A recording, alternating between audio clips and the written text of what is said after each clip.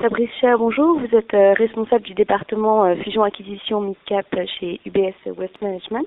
Vous avez présenté dans votre conférence les PME et entreprises familiales. Est-ce qu'elles constituent un rempart face à la crise? Et vous avez parlé de l'endettement et de leurs difficultés d'accès au crédit. En raison de ce crédit crunch, pensez-vous que les fonds d'investissement ont vocation à avoir un rôle privilégié dans le soutien en fonds propres des PME? La réponse est donc oui, parce que les acteurs financiers ont des capitaux malgré tout importants. Le ralentissement des opérations de LBO qui se produira en 2009 du fait de cette absence de crédit les conduira à rechercher aussi beaucoup plus des opérations de type capital développement. Beaucoup de sociétés seront, du fait de cette situation économique, en recherche de l'accroissement de leurs fonds propres. Le nombre de projets progressera et les financiers répondront à cette demande, j'imagine. Ça demandera malgré tout à avoir des équipes dirigeantes bien installées à la tête de leur société et des vrais projets de développement sur le long terme. Dans un mouvement de baisse des valorisations, quel comportement adoptent les entrepreneurs de PME pour la cession de leur entreprise? La réaction naturelle, c'est évidemment de suspendre leurs décisions en attendant d'avoir un meilleur éclairage sur ce qui va se profiler en 2009.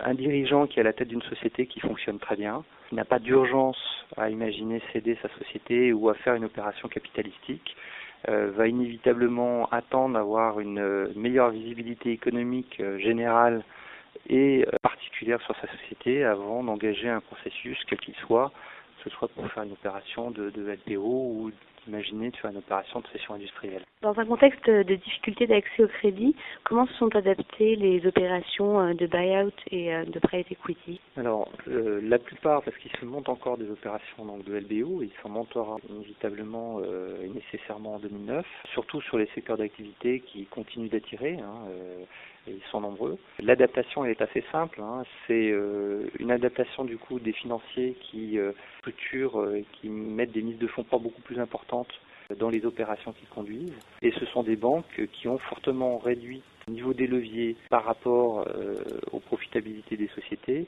de façon à anticiper le cas échéant les chutes de rentabilité, notamment sur l'année 2009, ou des décalages en tout cas de business plan, de façon à ce que le LBO résiste beaucoup mieux à des périodes de conjoncture plus difficiles. Donc on en revient toujours à une analyse plus précise du risque et donc une adaptation des montages financiers dans les opérations de LBO.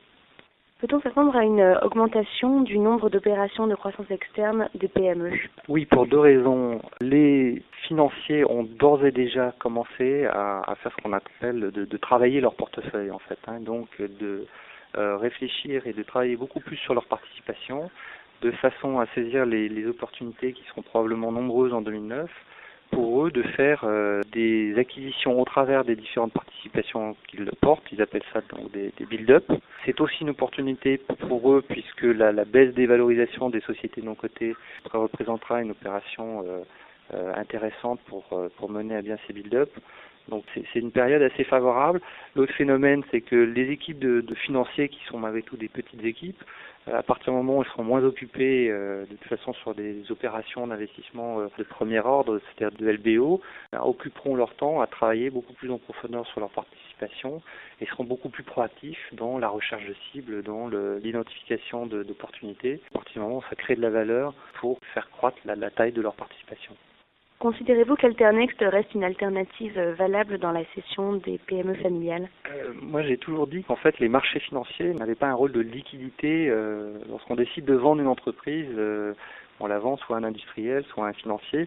Les marchés financiers sont d'abord un outil de financement des entreprises, que ce soit des grandes entreprises ou des PME. Le fait est que ces dernières années, l'explosion du private equity montre que les chefs d'entreprise ont assez largement préféré et ont trouvé de meilleures réponses venant du private equity, que ce soit pour des opérations de type LBO, qu'elles soient majoritaires ou minoritaires, ou que ce soit pour des opérations de capital développement.